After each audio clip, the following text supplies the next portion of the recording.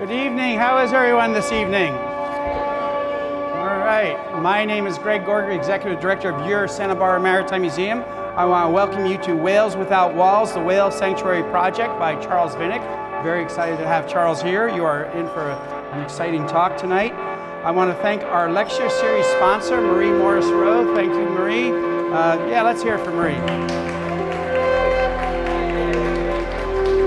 I have quite a few board members here tonight, plus past board president Ken Clements, and they don't pay me if I don't mention that. So board members, please raise your hands there.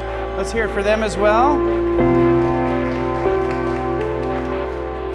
So I want to introduce our speaker tonight, but first I want to mention very quickly his better half, because Susan Venable is here tonight, and her father, besides being a great artist himself, but her father was one of our ranger captains, and we are always indebted to Ed for all that he did for the Santa Barbara Maritime Museum. Thank you. Yes. So, Charles Vinick is the founding executive director of the Whale Sanctuary Project and a member of the Whale Sanctuary Project Board of Directors since 2016. Charles has been leading nonprofit organizations for more than 40 years, notably serving previously as Executive Vice President of Jean-Michel Cousteau's Ocean Future Society and Senior Vice President of the Cousteau Society. Charles worked closely with the Cousteau family for more than 25 years, helping the ocean explorers establish, grow, and sustain multiple initiatives. And I just want to interrupt to say that last year and this year, we've been doing this Maritime on the Move program, and last year and this year we did that for City of Santa Barbara Parks and Rec nature camps. And so 300 students last year, about half of them, and over 1,100 students this year, about a quarter of them, got to learn about whales from Jean-Michel Cousteau. Actually, yes, he would just show up and talk to those kids about the channel and the whales. I thought he was volunteering. He did come and ask me for a paycheck at the end of that. No, thank you, Jean-Michel. Imagine being a young kid and get to learn about whales from Jean-Michel Cousteau. All right, back to Charles. So he was privileged to serve as director of the highly publicized Keiko Project, a pioneering effort that marshaled public and media support to reintroduce to the wild the captive orca made famous through a series of little quiet films called Free Willy. Yes, we all know that one, right? He currently serves on the boards of directors of Heal the Ocean, the Ocean Future Society, and the Marine Protection Alliance, as well as the Whale Sanctuary Project and Friends of Lolita. And I think you're going to learn more about Lolita this evening. He's a busy man. He has received commendations from the White House for his work with youth education and from the Los Angeles City Council for community environmentalism. As Executive Director of the Whale Sanctuary Project, his current work focuses on bringing an end to the exploitation of captive whales by creating seaside sanctuaries where they can live in a natural environment. In Whales Without Walls, Charles and his team proposed the creation of a whale sanctuary as a real-life solution to whale and dolphin captivity. The Maritime Museum's Love Letters to the Sea exhibit, which is right behind you, is highlighting the whale sanctuary this month, so you can stop by afterwards, and Sandra Weiss, who created that Love Letters to Sea, can help you write a little love letter about why we need to save and protect these whales. And before joining the Whale Sanctuary Project, Charles served as CEO of environmental technology companies Ecosphere Technologies and Qantas. He has also served as President and Chief Executive Officer of the Alliance to Protect Nantucket Sound, CEO of the Santa Barbara City College Foundation, the Director of Training and Development for TRW, and Executive Director of Adult Education at the University of Southern California. So please join me. Yeah, wow, I was right. So please join me in welcoming Charles Vinick. That's great.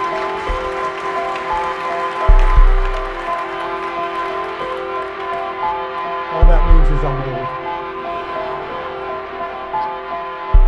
Anyway, thank you very much for being here this evening and for your interest in the Whale Sanctuary Project. What I'll do is really spend a little time outlining what the Whale Sanctuary Project is. That's a little bit of an echo. How we formed this organization, what we're doing and what its future is, and really then move into your questions and engage with what you want to learn more about with respect to this project and a few of the other projects I'll talk about. So really with this, what is the Whale Sanctuary Project? Our mission, a little bit as Greg described, it's really very simple. It's to establish a permanent seaside sanctuary where whales that have been in captivity can basically have retirement, where they can have a life that's as close as we can possibly to provide to what they should have had and should have in the wild. Now they still need care, and we can provide that, but it has to be in an environment that's natural. So basically it's taking them from performing for their supper and for our entertainment and giving them a natural seaside environment. So how did we get to this? Well, somewhat, again, as Greg mentioned, one of the first projects that called attention to it was the Keiko Project, where the whale from Free Willy was rehabilitated after living in a small tank in Mexico City in a better tank, much larger, with natural seaside water in Oregon, and then flown with Jean-Michel and our team to Iceland and spent 4 years in Iceland learning to get along with wild whales and seeing whether it was possible for him to join them. And that project and what went on in it informs much of what we're doing today. But it's actually Blackfish and the movie Blackfish that really captured the public attention about what happens in seaside parks, in marine parks, to the whales that are living there. And it's often referred to as the Blackfish effect because it continues today with the number of times it's been seen on television to capture people's attention and underscore for them the difficulties that whales have when they're living in concrete tanks. So what I would like to do is show you a 5-minute film that can do far better than I can to really summarize what we're doing and why we're doing it.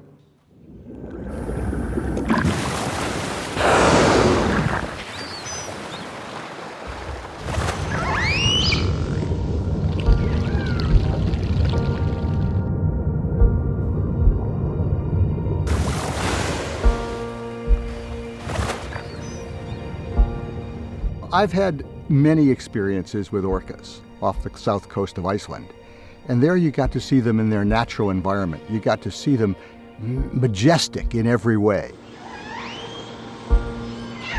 They're wide-ranging predators, traveling 100 miles a day and diving as much as 300 feet to forage. And they live in tightly knit family groups, often not leaving their birth family the whole lives. And in many of these families, the moms call all the shots. We're talking about a level of emotional bonding with orcas, beluga whales, and other cetaceans that is beyond the par of what we experience as humans. Feelings and emotions come into play in orca and cetacean psychology in a very intense and very fundamental way. They have culture, they have dialects, they have interesting communication systems and a big brain. They're right up there with us. When you look at the orca brain through an MRI image, the neocortex, the thinking part of the brain, the gray matter, is actually more convoluted than that of the human brain. For a brain like that, there is nothing to do in a concrete tank. There are actually 3,000 whales and dolphins in captivity around the world.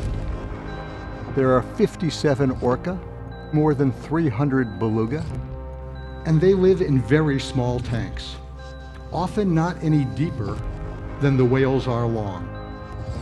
A concrete tank is like an auditory hall of mirrors. At first they're going to get back a lot of echoes, and eventually they're going to realize there's nothing to echolocate on.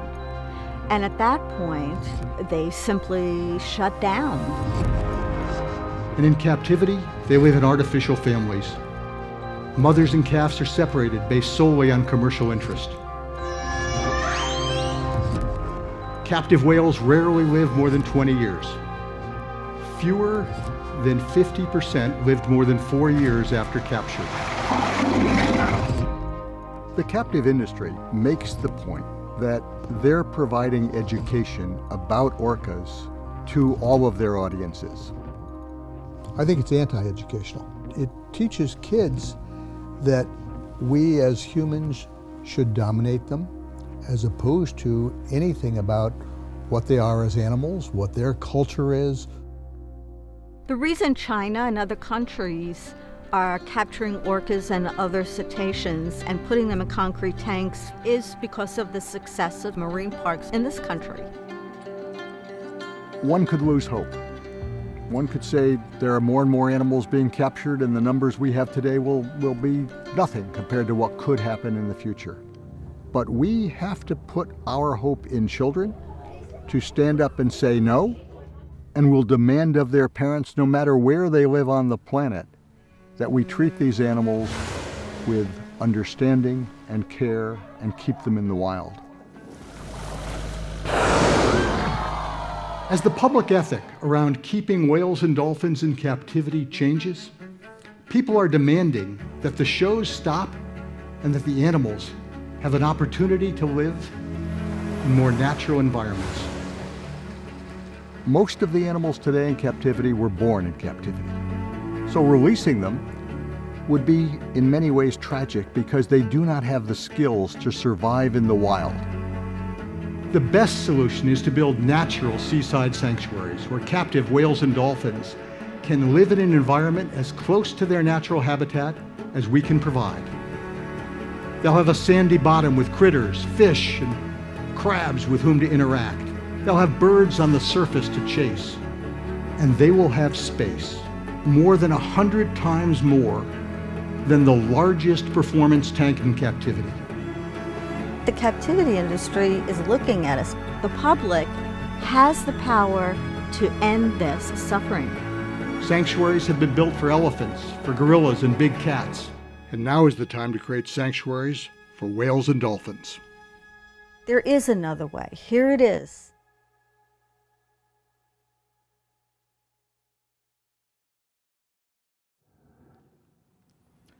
So what's a sanctuary?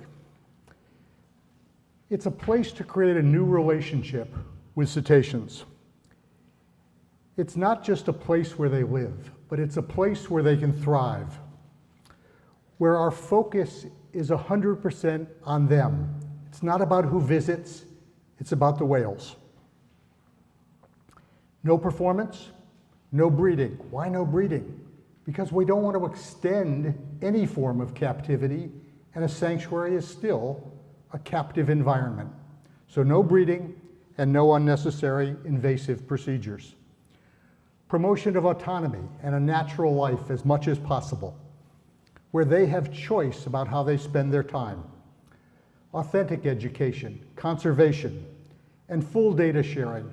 Today, when a whale dies in a marine park, the only information we generally receive is that the whale died of heart failure. We all die of heart failure. But we need to know the cause of why these animals die, and that's information that we'll have in sanctuaries that we don't have in marine parks. Sustainability of the environment has to be part of the priority, both for the whales and for the sanctuary. And it has to be located in a community that embraces the concept of a sanctuary.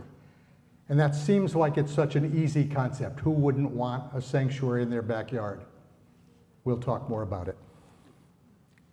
So we have a renowned board of directors. Jean-Michel, who you've heard about and seen tonight, is of course one of the leaders of our board of advisors. Sylvia Earle and others, more than 50 people, each with expertise in the various disciplines that we need to create a sanctuary.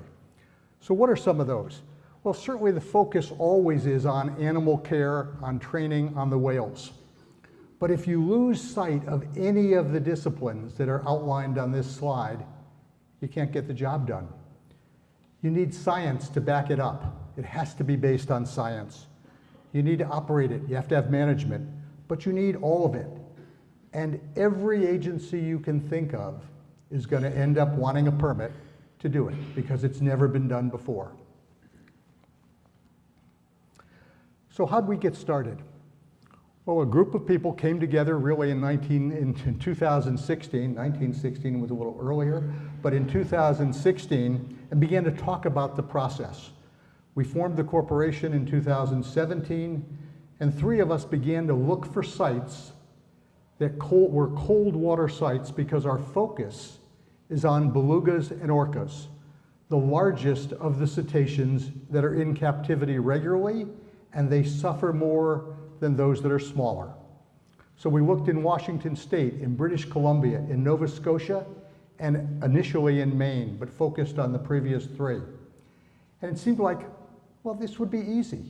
You're looking for a cove, a perfect round cove with a narrow opening that's not too shallow, 100 plus acres of water space, quite a bit of depth, no pack ice, good protection. Well, what characterizes those very same ingredients where everybody wants to put their house and have a boat? So you start looking at coves around Pacific, especially the West Coast, and all of a sudden you find there aren't very many where there aren't already houses and already people who have a stake, if you will, in what they've invested in. So the list narrows. Personally, I looked at 130 sites. I visited more than 40 of them and spent time at them. I held town meetings all through British Columbia and Washington State and Nova Scotia, trying to see where was that community that would embrace this project. And there were some sites in northern British Columbia that were very remote. No water, no power, nothing there. They were very attractive. But part of what we remembered from the Keiko project was that when people are living in remote areas, they can do that for a short period of time. But these whales live 50, 60 years. When we take the first whale, we have to be prepared to care for it for its whole life. So the idea that we would be in a very remote place where our staff might not have a place for their families, the kids couldn't go to school, that didn't fit with the image of creating something permanent. So we looked more in Nova Scotia. There are 7,000 kilometers of the south and eastern shore along the Atlantic of Nova Scotia. Myself and my team, personally, I drove all 7,000 kilometers. Went to every cove I could find, and I didn't find a single one. They were either too shallow, not protected, or whatever. But we held a town meeting in the town of Sherbrooke on the eastern shore, a very small town. Has a grocery store, 2 gas stations, a coffee shop that's open Thursday and Friday. It's really difficult on the weekend to find coffee. But in that community, we held the town meeting, fewer people than here tonight, and that was a big percentage of the town, and they embraced the project, and the fishermen identified the site for our sanctuary. Other places in Nova Scotia, the lobstermen didn't want any part of this.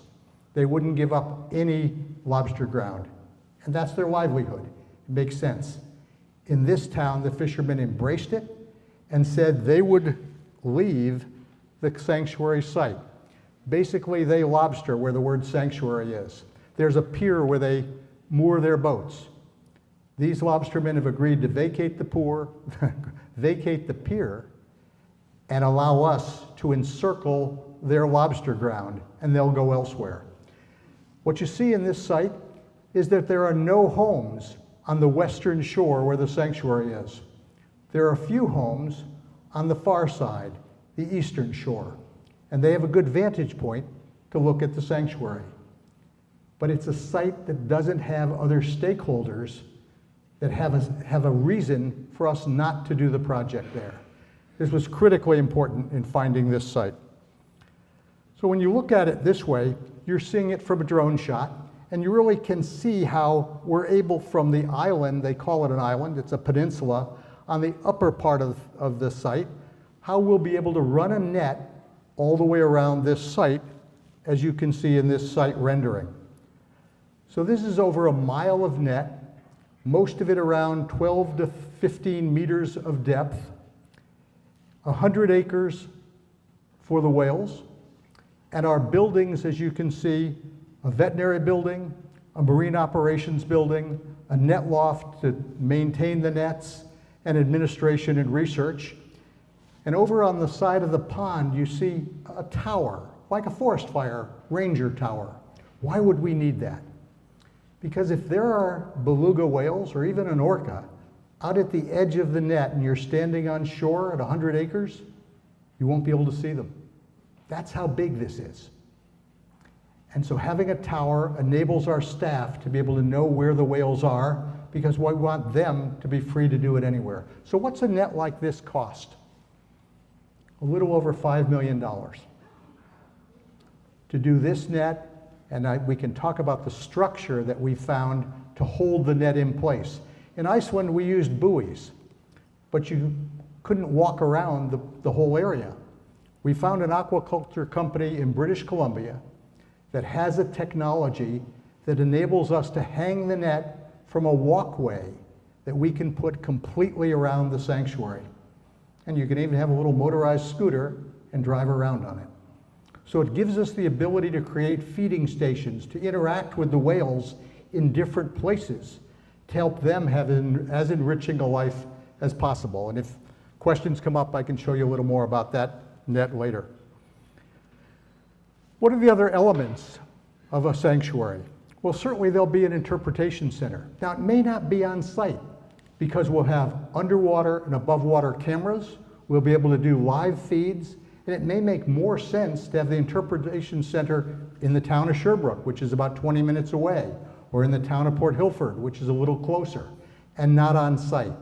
We'll decide where to put the interpretive center with the community. Everything we do has to be done hand in hand with the community that embraced it, because it's not our project, it's theirs. It's everyone's project. We're basically from away, which is what we're all called if you go to Nova Scotia. But with the community, we can do a project like this. We'll have community and educational outreach. We'll be able to beam what we're doing into schools everywhere, not just in Nova Scotia, but all around the world. My vision is that as we get a whale or two from a marine park, we're able to have their trainers come to our sanctuary, work with us, and beam back to their amphitheater in their marine park what's happening with whales in the wild. You can't do this without partnering with the organizations that currently have the whales. You can't go take them in the dead of night and put them in your truck. There's a whale in marine land of Canada, an orca, Kiska, and always in the news. Everyone wants Kiska released, and they, frankly, on social media, you all know how social media works, I'm being accosted daily to go get Kiska. Well, I can't quite go get Kiska. We've got to have a partnership with Marine Land of Canada for them to join us in our taking custody of Kiska. So that's a pretty complicated process that's necessary for all of this work to take place. But one of the things that I've learned from Jean-Michel, he often says, you know, if you're pointing your finger at someone, if we're pointing our finger at a marine park, there are three pointing back at us. So we need to do this cooperatively. And building those kind of relationships is not easy, but it's exactly what the world is ready for and what we have to do. We'll have animal care specialists. We'll have full-time veterinary care, a full-time veterinarian on site at all times, and internships for vet students. Today, if a veterinarian wants to specialize in cetaceans, the only place they can go for an internship is a marine park. Here's an opportunity for them to work with whales in a natural environment, learning about how they live in an open environment that they can use in the wild, as well as using in marine parks in the future, and certainly in sanctuaries. So we'll be a place for that as well. And we'll have a marine operations team, because someone has to maintain that mile of net. So all of these are jobs that the local community and specialists can have, education and outreach. So we become an asset for the community that embraces us. We've already opened our visitor center, not the interpretation center, but a local visitation center in the town of Sherbrooke, a 100-year-old house where one of our donors in a nearby town bought the house. We refurbished it and we rent it for an amount of money that would make anyone in Santa Barbara blush. It's so small. But it's a wonderful house. We have 2 public rooms for the public to come and learn what we're doing. We have office space, we have accommodations, so I don't have to stay at the motel down the street when I'm there. I can actually cook a meal. I don't have to worry about coffee only on Thursday. And this home is now open for us. I spent 2 weeks there earlier this month. When we dedicated it last October, the dedication was led by Carrie Prosper, the Mi'kmaq, the indigenous Indian knowledge keeper. Why? Because we have a need and want a relationship with the indigenous groups. Their education and their culture embraces whales in ways that we think about, but we have much to learn from them. So we've been embracing them and they us. 2 of the murals, this beluga and the orca, were done by Alan Sillaboy, the most renowned artist in the Mi'kmaq community in Nova Scotia, and he gave us these 2 murals. The beluga, for me, it captures the soul of a whale. It's just an amazing painting. When we did the dedication, the Lieutenant Governor, the senior ranking person in Nova Scotia, came to cut the ribbon. No one in that community had ever met the Lieutenant Governor before. The project has been announced in Parliament. When we selected this site, people got up in Parliament to commend us for that. Canada now has a law, Bill S-203, that prohibits keeping whales and dolphins in captivity. They're now passing a second law to extend that to other animals, the Jane Goodall Bill. In the Jane Goodall Bill, there is a sentence that says, we recommend that the province of Ontario require moving Kiska to the sanctuary in Nova Scotia.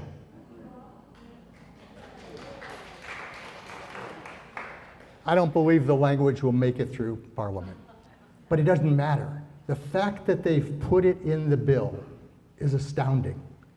And that's the level of support that this project is gaining in Canada. So I mean, think about that narrative, if you will. They pass a law prohibiting keeping whales and dolphins in captivity. We build a sanctuary in Canada, and some of the whales from Marine Land of Canada, where there are 40 belugas and 1 orca and 5 dolphin, the most egregious collection of belugas anywhere, some of those whales come to a sanctuary. That's an arc of a narrative that I think has world importance. Now, in addition to the work we're doing on sanctuaries, we do get called upon, because we got a truly expert staff, to do some other things that I've termed whale aid. And before I speak about ours, I just want to underscore what Greg mentioned. And that's the heritage, the whale heritage site being initiated here in the Santa Barbara Channel. Because I think it's complementary in many ways to what we're talking about. There it's about wild whales and what we all need to do to protect them. We need to do everything. People always ask me, well, why should we invest in this project when we could invest in wild whales? My answer is that we have to do it all. It's not either or. It's not either or with any of the things we support. It's both and. So that's really what we have to be about. And I think the Whale Heritage Site is something we can all be proud of, we can all look forward to, and it will show that this is a place, Santa Barbara is a place to come for responsible whale watching and interaction with whales and education. And that's precisely what we're trying to do with a different group of whales. So some of what we've done with Whale Aid, I just want to talk about 2 projects. So Lolita is perhaps the most well-known orca in captivity today. She's at the Miami Seaquarium. She's been in this tank for more than 50 years. She was captured in 1970. She's about 56 years old. It is said to be the smallest tank in captivity. I'm not sure that's true, but it's very small. Earlier this year, or actually last year, she was in dire straits. She was basically dying. Under the license that this facility holds with the Department of Agriculture through APHIS, the Animal Plant and Health Inspection Service, she was removed from their license so she wouldn't be performing anymore, and the park was up for sale. Last October, I started communicating with the people who were going to buy the park. And the owner of that company would respond to my emails, and he would say, when we take it over, we'll talk about what we can do with Lolita. Lolita is also known by the name Tokatai. For the Lummi in the Pacific Northwest, the indigenous people that live near where she was captured, orcas are their relatives who live beneath the waves. So for them, Lolita is not Lolita. It's not Tokatai. They've named her Scully Shaktanaw, which is their name for her and the whales that live there. So when about 3 years ago, we started working with them to create a protocol for if it was possible to bring her home, how that could be done. What kind of a net pen and a bay pen could be created. So we did all of that work while other people were protesting against the previous owners. But again, how do you do this work? You partner with those who have them. So that's what we started to do with the new company that was going to buy the park. They took possession in March, and in April, they agreed to allow us to bring in independent veterinarians to assess her health and begin treatment with their veterinarians. Fast forwarding to today, and I just got back Tuesday night from spending 5 days with her and with them, we now have a partnership, a collaboration with the company where we provide veterinary care. We've added staff to the enrichment team, trainers that are solely dedicated to her. We're replacing the chillers in the tank next week. We started work on Tuesday of this week to change all the filtration system in this tank because it hadn't been changed in 50 years. Now, that's not all that she needs. But today, she has a chronic infection, and she has to be cared for with the same kind of care we would give to our mother or our grandmother. And that's what we're providing through this collaboration that we're funding through the entity called Friends of Lolita, that I'm the co-founder of with Pritam Singh, who is providing the capital for all of this to take place. So it's a tremendous example of a way to create a collaboration. Now, it's for a single whale, but it's such an important demonstration, and the potential to bring her home may exist. She can't go back to her family, although the whale they think is her mother is still alive. She's 87, Ocean Sun, one of the L-pod whales in the Pacific Northwest. Is she her mother? We don't know for sure, but it appears that way. But there are no whales in L-pod between her mother's age of 87 and Scully Shaktanaw's age of 56. Why? They were either captured and died in captivity, died while they were being captured, or have died from other causes. So is Scully Shaktanaw Tokatai Lolita old? I don't know. Her mother's still there, but she and Corky in the San Diego SeaWorld are the two oldest whales in captivity. So that's just one example of whale aid.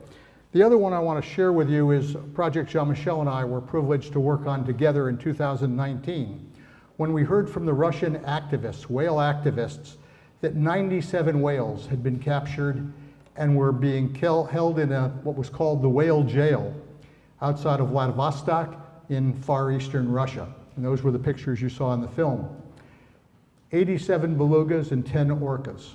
And they were there to be sold for millions of dollars to Chinese marine parks. So we put a team together.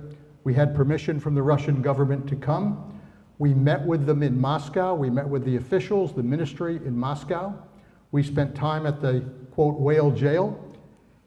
And we were able to negotiate an agreement with the governor of Primorsky, the region where the whale jail is.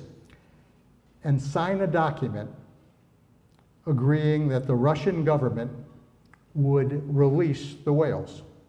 So Jean-Michel, myself, and the governor signed the document, and 2 months later, Putin, wouldn't happen today, but it did happen then, announced that he would honor that agreement.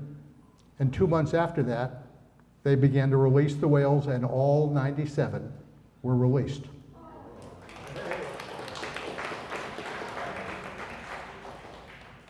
So one of the things that we see with the work we're doing, whether it's the sanctuary, whether it's whale aid, is the number of children who embrace everything we're about. And they do it naturally. And we have schools all around, frankly, North America that are getting involved. So this is one school in Texas where a 4th and 5th grade, a woman who teaches 4th and 5th grade, developed a curriculum about the whale sanctuary. And her children drew pictures and the like, and then they decided they would have an art show for their parents. Little fundraiser. The funds they raised don't matter.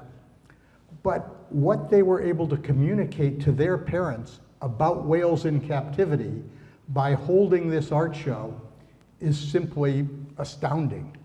And that curriculum that the teacher created is now being distributed to schools in Canada and the US for other teachers to do the same. So this is really what this is about. It's about education. It's surely about the whales, but it's about how we think about them and what we can learn about how we need to take care of them and how we need to take care of, frankly, all of ourselves and nature. As I close, I just want to talk about one student. Not easy. One student in Nova Scotia who created a Lego Charles. And when he was asked what he wants to do when he grows up, he said, well, Charles can't live forever. I want his job. Thank you.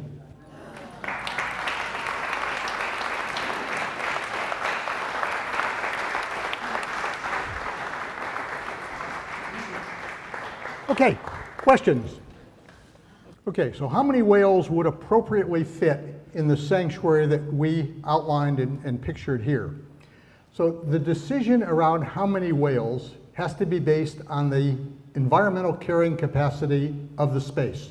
So going back to site development, you're looking for an environment that flushes. Whales poop. You got to move the poop out of the area. That has to happen naturally. It has to be an environment that is pristine and remains pristine and the like. In that environment, based on the hydrodynamic studies we've done, we anticipate about 8 to 10 belugas. If we were to have, and this will be a question someone will ask, orcas and belugas, you wouldn't put them together. But you could have them in an environment that's large enough if you were to create perhaps a double net separating the two species. If that were the case, it would be a different number based on how many were belugas, how many were orcas, but basically this is 8 to 10. Next question, why would you do this for 8 to 10 whales? Because it's a demonstration. You have to prove that this can be done. It's never been done before on this scale anywhere. It's certainly not even contemplated anywhere in North America. But if we can do one, and we can demonstrate that we can do it, then other people will replicate it elsewhere. And the idea is to demonstrate and prove the concept. Next question. Yes, sir. How do you manage the no breeding policy? How do you manage the no breeding policy? What you don't use, I've had this question before, what you don't use is condoms. But keeping no breeding and the breeding practices in marine parks can be applied here. Most whales, female whales in marine parks are on oral contraception. We use exactly the same techniques, and that will be what we'll continue to do. We may also, depending on where the whales come, the first 2 whales that we're being asked to take are 2 whales in South Korea, both females in 2 different aquaria. They're very eager for us to take them. The government of South Korea wants us to. We might end up with all females. We don't know, but there are ways to ensure no breeding. I think there was, yes, sir. How many whales are there now? So the question is, how many whales are there now? We haven't built the sanctuary yet. We haven't finished it. So there are no whales there yet. I mean, talk just a little bit about what it takes to get a sanctuary done. So we've been on site for a year and a half. Of course, part of that time was COVID. Much of the government shut down. But as I mentioned, you need permits from 2 federal agencies, Department of Fisheries and Oceans and Transport Canada. If you're putting a net in the water, you need the Canadian Transport Authority to allow you to do so. Then you need every provincial department, so environment, economic development, all of the ministries to approve the project, and it goes before cabinet to be approved. So much of my time is spent with the government, trying to figure that out. One example that's very recent, that gives you an example of the complexity of doing this. I applied for a permit in April to take 18 core samples of submerged soil, roughly the size of a water bottle. So 18 water bottle sizes of soil from 18 spots where you want to put the anchors for the net. Seems pretty easy. The contractor said we don't need a permit. Department of Natural Resources said we need a permit. So we applied for it. We didn't hear anything. Didn't hear anything. I started about 2 months ago. Every Monday I'd have on my calendar, call Jody Nelson at the Department of Natural Resources and ask him what's going on. And he never would say anything. A week ago, last Wednesday, I called and I'd sent a letter to him and I copied his supervisor, but I don't think that's what broke the ice.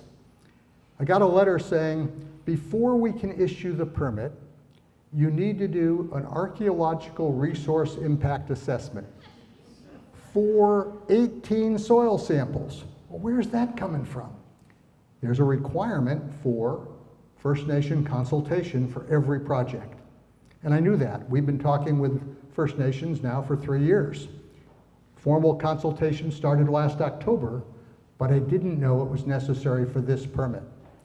So before contracting for that assessment, I've met with the First Nation group to ensure that I know what they're asking for. Are they really asking for an archaeological study of those 18 sites, or do they want the study for the whole site? Because I don't want to find 4 months from now that we've got to do it again. So that's just an example of what it takes for permitting. It's probably easier certainly in Nova Scotia than it would be in California.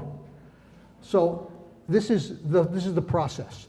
These are difficult projects. This is the largest project that's ever been proposed in Nova Scotia, other than an LNG plant that didn't pass.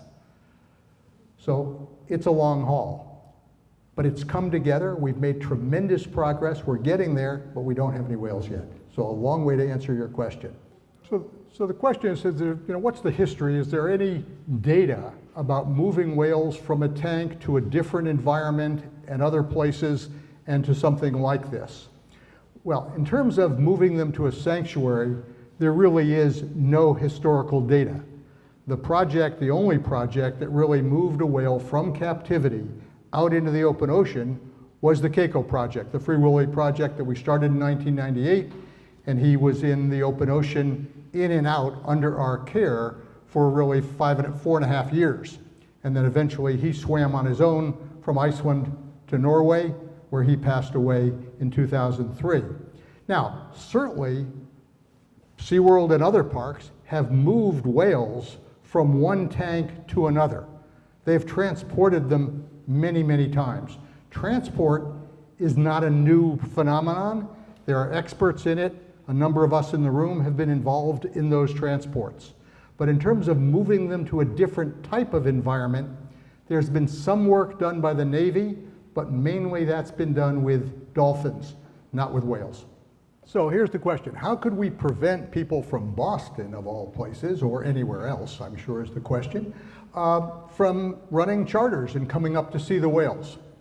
Well, in fact, we need to figure out the ways that people can understand what we're doing and how.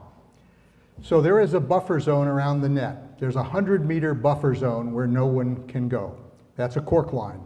We have 24/7 security as well as our cameras. You have to, both for the safety of the whales and the safety of the yahoos who want to jump in the water with them. And so you have to make sure you've got all of that planned ahead of time. That's part and parcel of the management of the facility. But at the same time, because you don't want the whales to really have public contact right outside, let's say on the pier, where it'd be similar kinds of intrusion to what they've had before. You want them to have autonomy, choice. These whales love people. When I'm with Lolita, you go to the side of the tank, she comes right to you. Why? Because we, people, are her stimulation. We are her pod in many ways. That's what gives her stimulation. So you have to create an environment where there's more interest in the environment than in the people who are there. But could we do whale watching at 200 meters away from the edge of the net and have docents that talk about what these whales are now experiencing? Sure, and we should. And we should encourage that as long as we can maintain their autonomy. So the question is, how would you feed the whales in a sanctuary? So first of all, what do these whales eat? Primarily in marine parks, they're eating thawed frozen fish, generally capelin, herring, and in some cases, in Lolita's case, salmon. And she eats the whole salmon. They eat a whole fish. They're fed them basically into their mouths, and they feed. Now, in a sanctuary, and we experimented with a lot of this in Iceland with Keiko, creating different feeding stations, finding ways that he had the choice of going to get his food, but it still, in the main, was frozen, thawed fish. That's what they know to eat. Now, how much food do they eat? Well, beluga eats about 35 kilograms of fish a day. An orca, 100 to 130 pounds of fish a day. So if you've got 8 whales, basically we are buying more than a ton of fish a week. So we're a major customer for the fishing community, which is a good thing. And we have to prepare that fish for them. So even if there's fish in the sanctuary, and the net has openings about this wide, 8-inch mesh, so fish can swim in and out. Lobsters can crawl along the bottom in and out of the sanctuary. Crabs everywhere. You want the variety. But there's no way, even if they're eating live fish, they could possibly catch enough fish to survive. So we hope they'll experiment. We may help them to begin to experiment with live fish, but it won't be sufficient nutrition for them. So the question is, what's the incentive? And I think you mean, what's the incentive for marine parks to part with their animals?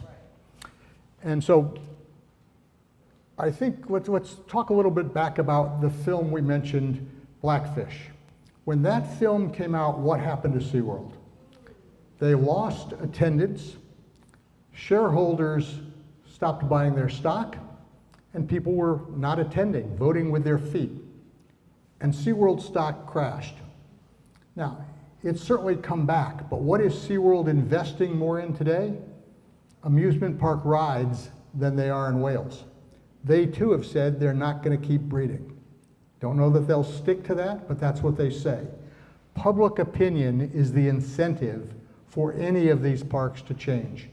If there's enough pressure on them from their shareholders or the public, then they have an incentive to work with us. If SeaWorld wants to create their own sanctuaries, I'll be applauding. It's not about what we can do.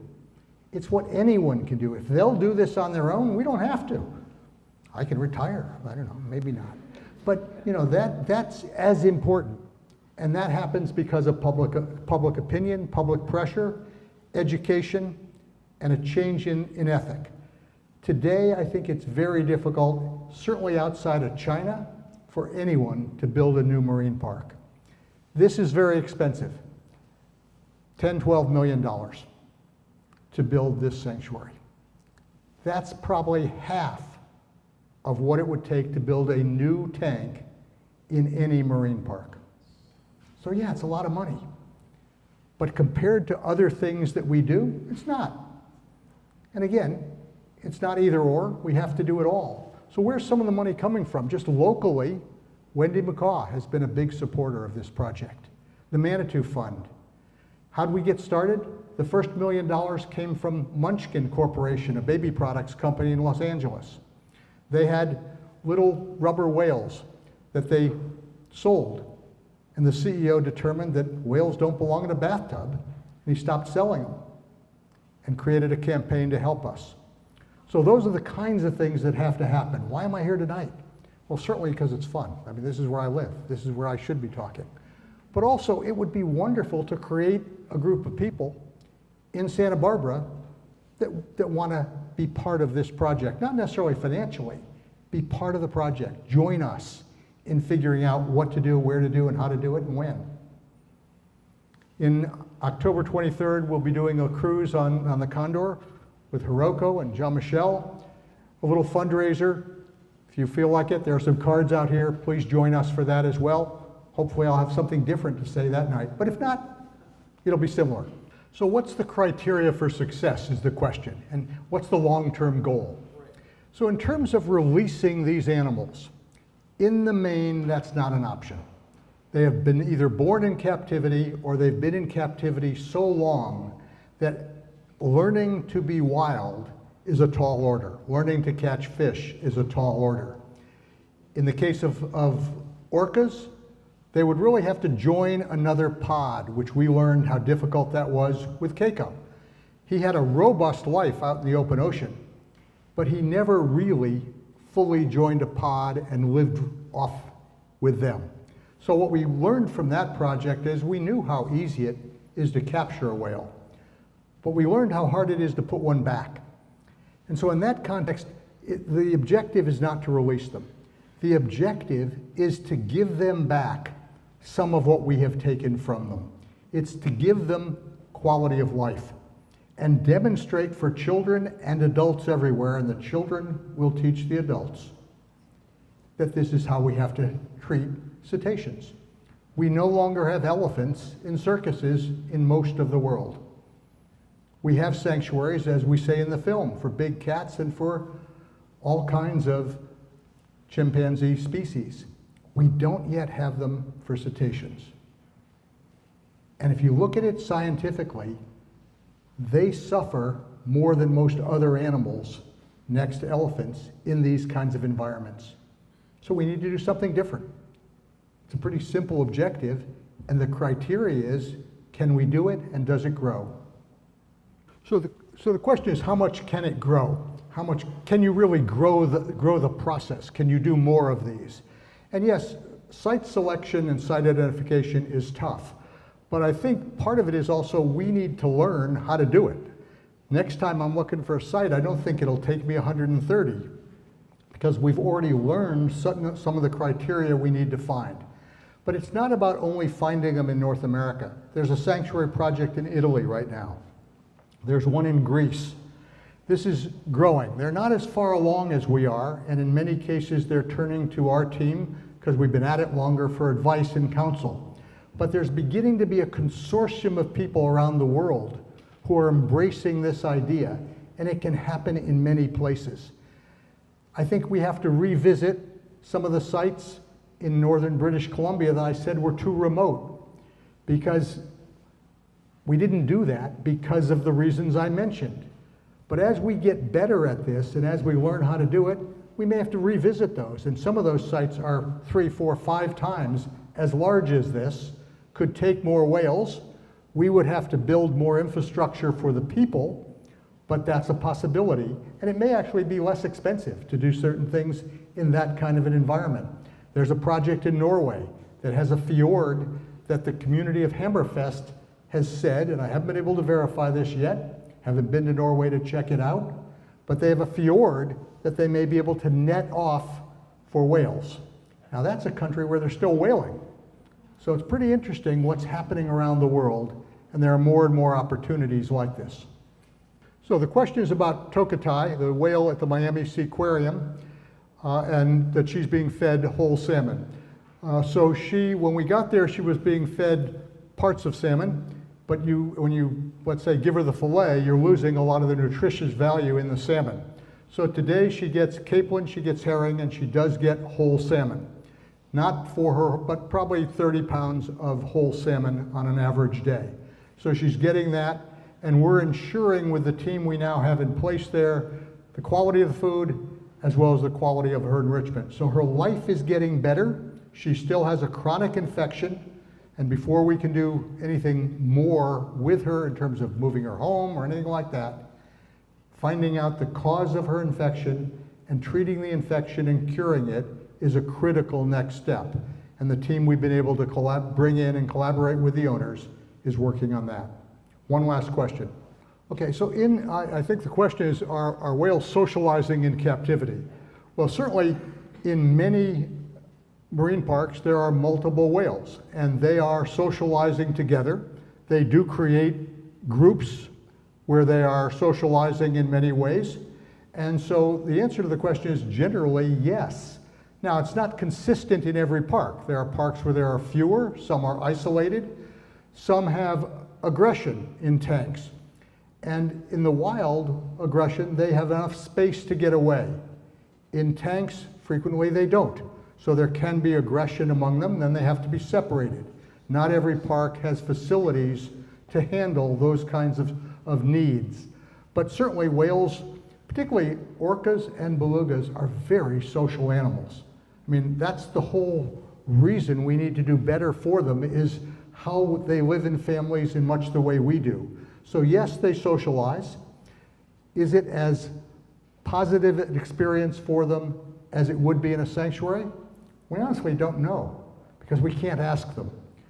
But I think in closing, one of the statements that one of the indigenous people made to the Senate in Canada was that if we could ask the whales what they want, would they not tell us that this is a better opportunity and a better future for them than continuing to live in a tank? Thank you.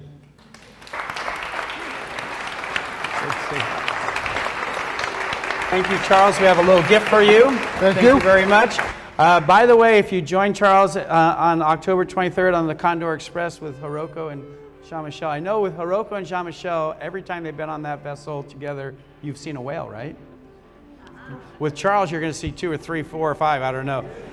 Thank you very much, Charles. That was wonderful. Thank you, everybody. Please join us next month and come back and see the Kevin Short exhibit. Safe travels home.